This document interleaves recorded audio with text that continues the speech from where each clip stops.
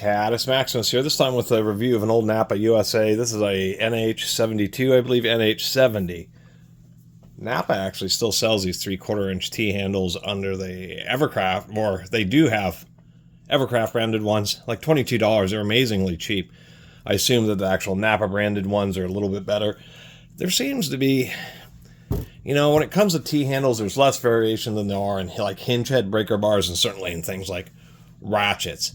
A lot of, in 3/4 inch, they really seem to be almost the same as everybody else's. What I mean by that is we have the Napa, the standard length is 18 inches, and if we compare to, say, the Ace Hardware and what is this, an old Craftsman H series, if I can find where it, yeah, so this is an old Craftsman H series. All three of these are like just about identical. Something else they don't do very often is put the little undercut so the head will stay centered. I'm not exactly sure.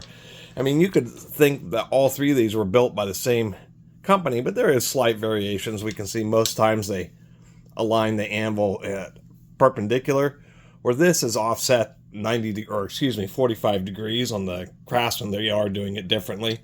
And we can see the subtle differences in the machining. They are made by different companies, but it's just like a standard design. The diameter of these heads is the same on all of these. It's a little weird, to tell you the truth.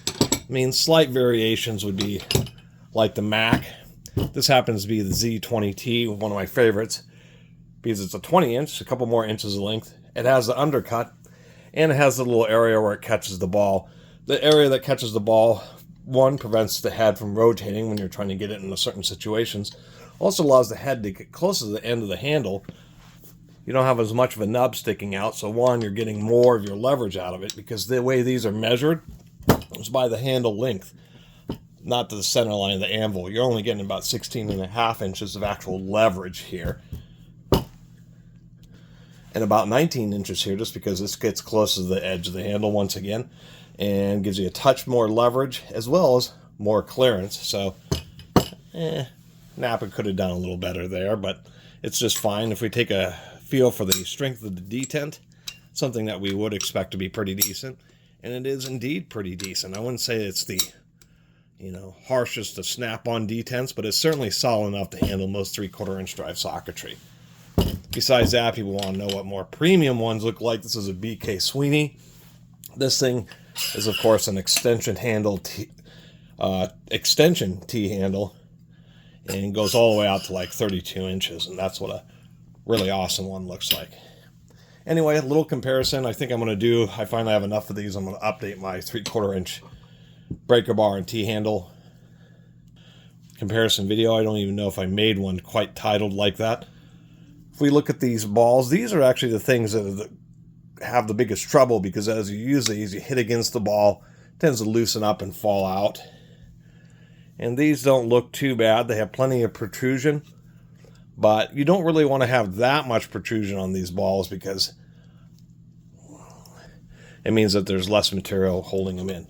So anyway, I bought this for $10, and I have an old Napa USA T-handle breaker bar. I thought it was more than a reasonable price to add this to the collection.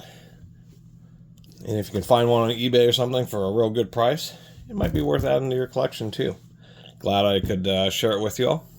Don't run into 3/4 inch drive tools all that often, just because that tends to be a much bigger, more expensive, and just less needed drive size, although I really like it. There's so many times when I'm working on some tough 1/2 inch fasteners, well, just step up to the 3/4 inch drive, and it just gives you a lot more rigid tooling, and you're not dealing with kind of flexy, bending breaker bars that'll do the job. These